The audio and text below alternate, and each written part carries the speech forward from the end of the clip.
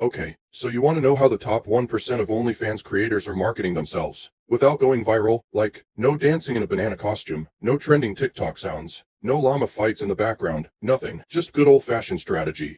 And I'm about to spill the tea hotter than a dragon with heartburn.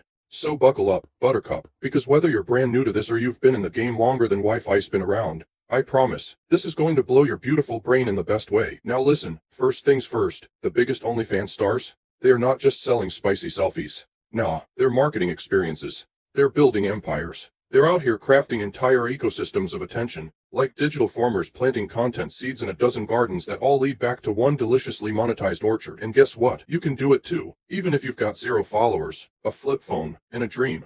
So let's break it down like a school dance DJ with a power outage. Tip number 1. They niche down so deep it's basically archaeology.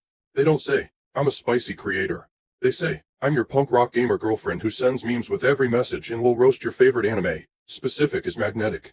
Vanilla is tragic. So dig into your personality like a golden retriever digging through a couch cushion. Find the weird, wonderful stuff and build your brand around that. Tip number 2. They use feeder platforms like it's a buffet and they haven't eaten in days. Think Reddit, Telegram, Discord, Twitter, and blogs. Yep, blogs. Long-form, SEO-rich articles that answer questions like what's the best spicy roleplay content in the universe, and why am I weirdly obsessed with this one creator's newsletter? They create tiny little value-packed content nuggets everywhere, and all of them point back to their like a GPS on a sugar rush. Tip number 3. They don't sell content, they sell curiosity. Oh, let me say that again but slower and sassier. They sell curiosity. They use captions like you'll never guess what happened after this pic, or this was my most embarrassing shoot ever, or guess what I hid in my outfit, and people click. Because humans are basically walking question marks with Wi-Fi. They tease the brain, not just the booty. Tip number 4. They automate like lazy geniuses. And I say that lovingly. They build welcome sequences that sound personal but run on autopilot.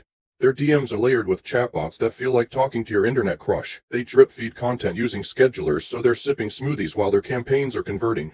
They're not stuck on a content hamster wheel. They built the wheel, put it on a Roomba, and now it's delivering tips while they nap. Tip number 5. They cross-pollinate audiences like bees with PhDs. They collaborate with other creators, not just in the same niche, but in adjacent niches. A cosplayer might collab with a fitness creator.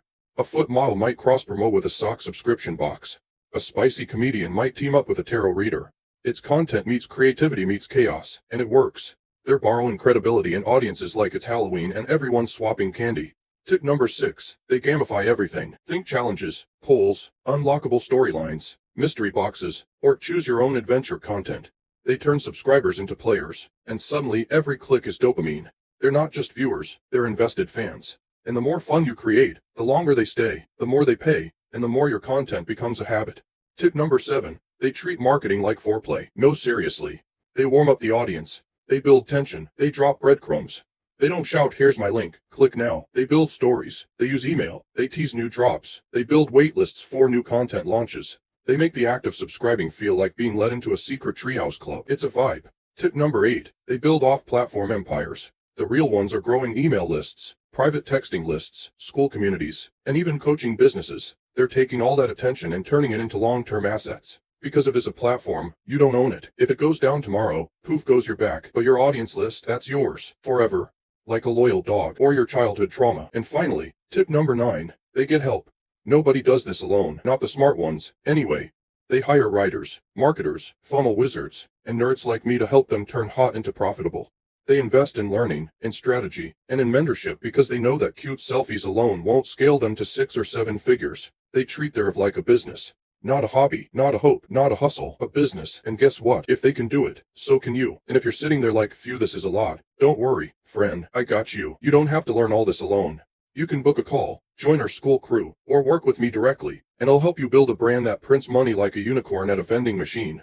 So if you like this, smash that like it owes you money, subscribe like it's a secret club, and share this with your weirdest, smartest friend, or just binge watch more videos until you forget what sleep is. And if you don't, well, I'll assume you don't like success, friendship, or cookies. Bye, and may your inbox always be full of tips and compliments.